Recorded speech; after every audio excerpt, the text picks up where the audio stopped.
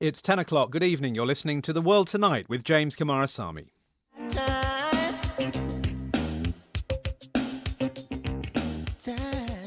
The American pop star and musical innovator Prince has died at his home in Minnesota at the age of 57. His fusion of funk and rock had made him one of the best-selling artists of all time.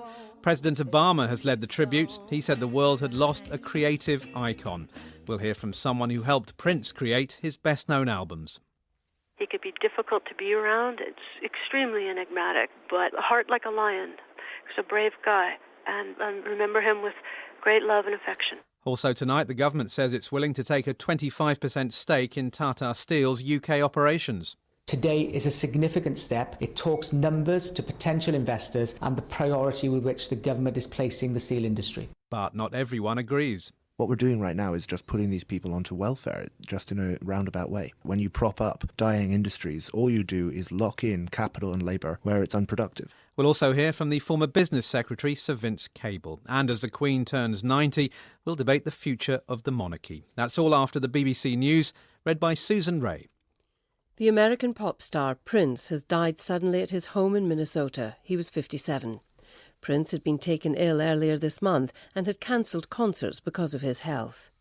President Obama has mourned his death, saying nobody's spirit was stronger, bolder or more creative. David Silito looks back at an unstoppably prolific star, revered as a singer, musician, songwriter, producer and performer.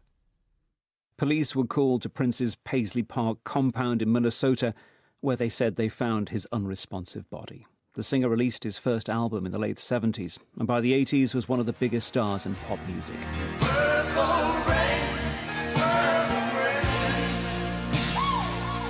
One of the few black artists to appear regularly in the early days of MTV.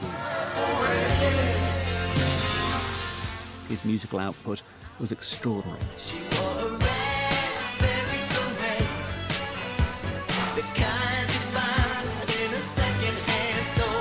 He wrote hits for the Bangles, Sinead O'Connor, as well as a run of multi-million selling albums of his own. His last release was late last year. His death at just 57, a shock. There had been reports of ill health, but he appeared before fans just a few days ago, reassuring them that he was all right. No details about a cause of death have been revealed so far. He was small in stature but a giant of the music industry. The American singer-songwriter Prince, a genre-defying musician who became one of the biggest-selling artists of all time, has died at the age of 57 at his Paisley Park home in Minneapolis. He first found fame in the 1980s with songs such as 1999, Purple Rain, Sign of the Times, and the one you can hear now, Kiss.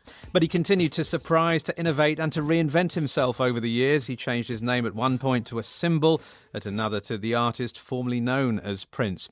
A former child prodigy, he was a dynamic live performer who pushed boundaries with his mixture of funk and rock and his flamboyant dress sense, his sexual imagery, his exuberant guitar playing. He sold more than 100 million records in the process and won 7 Grammys, a Golden Globe and an Academy Award. Tonight, tributes have been paid to the artist who was born, Prince Rogers Nelson, from pop stars and presidents. We'll hear from some of them in this programme, together with a reminder of the songs that made him famous. First, though, let's get more on the circumstances of his death. We're joined now by Jim McGuinn, Programme Director at Minneapolis Public Radio's The Current Programme. And Jim, what do we know?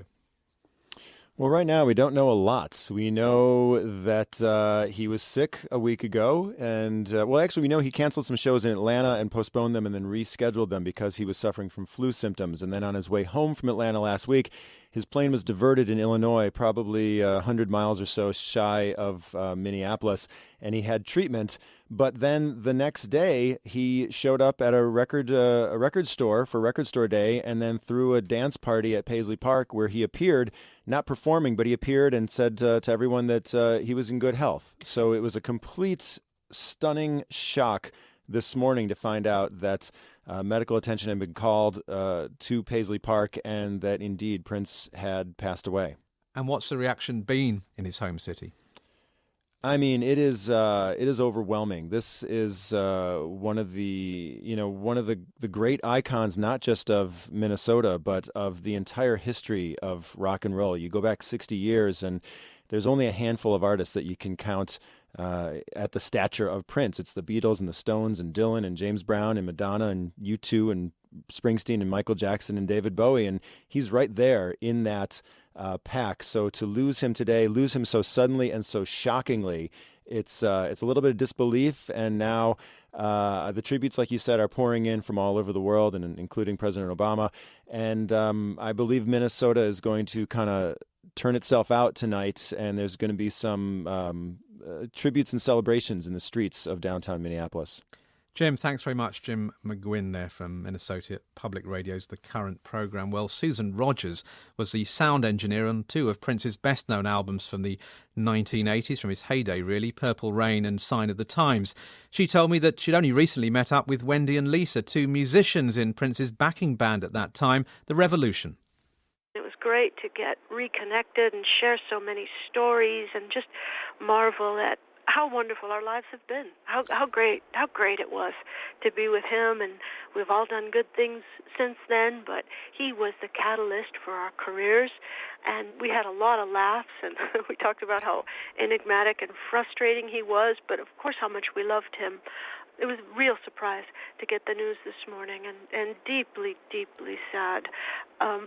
One thing that I can say is we can expect in the coming weeks and months that as more and more of a complete picture of the man emerges, I have every confidence that we're going to hear that he was even greater than we knew.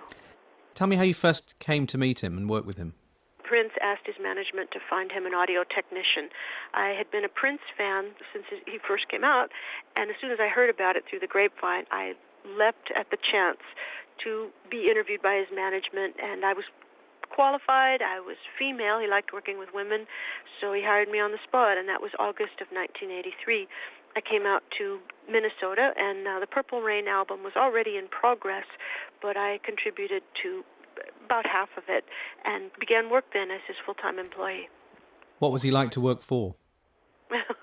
Well, it was difficult. It was challenging because we worked very, very long days because he didn't have a producer. He produced himself, and so we spent a lot of time working just without dialogue. Not much needed to be said, especially after we knew each other well.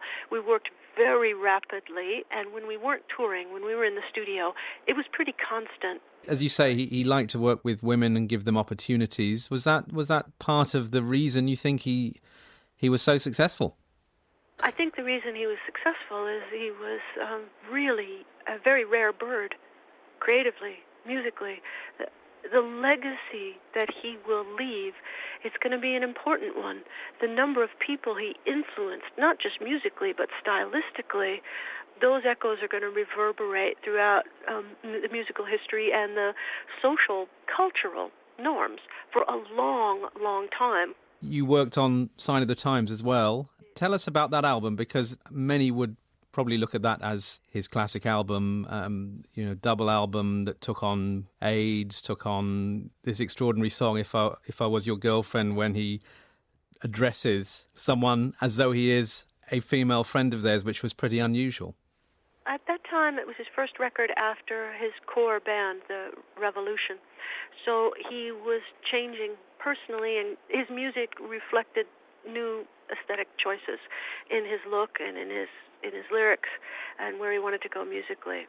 Speaking about social issues was something he hadn't done in a while, so he took that opportunity to write Sign of the Times and to speak about what was going on with gang violence and things like that in the inner city. He had also taken criticism from the black radio that he was drifting too far from his roots as a soul funk artist. Was he stung by that criticism? I'm sure he was. I say that with confidence because I heard him talk about it. He was saying, I'll show them. And that's when we did the Black Album. While we were making those recordings, I remember Prince saying, they say I'm not black anymore. Of course he was. He was all kinds of things. If you remember the lyric from the song Controversy, am I black or white? Am I straight or gay? He was fine with people assigning whatever categories they wanted, but sure, he had feelings and he wanted folks to know that, yeah, his soul roots were deep, strong, and permanent. And he was known as someone who changed personas. He became the symbol, the artist formerly known as Prince. Was that at the kind of core of his artistic strength, do you think? Sure, it was. Changing how he manifested his creativity is something that he did really well. He did something very few artists ever do. He released 5 great albums in a row. How many artists have done that? I can think of one. I can think of Stevie Wonder.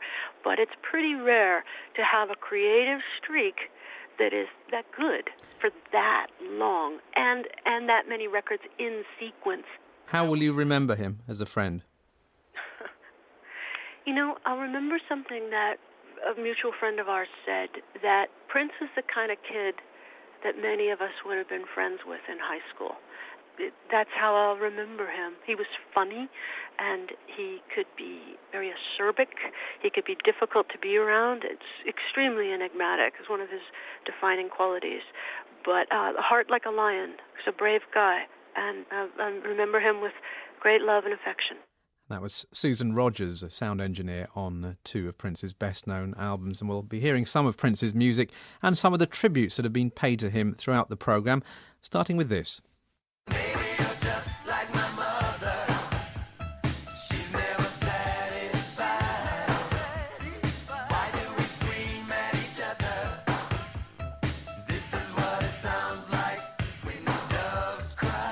This one from Madonna. He changed the world, a true visionary. What a loss. I'm devastated. This is not a love song. And Simon Le Bon said, sad news today, Prince is gone. Music has lost a great presence. A world less funky. I don't want to believe it. Billy Idol. Oh my God, I can't believe that Prince has died. He was a great, great talent. Rest in peace. And from Boy George, today is the worst day ever. Prince, rest in peace. I am crying. Saturday night, I guess that makes it all right. You see, what have I got to lose? Some of the tributes that have been paid to Prince. Now, British governments rarely use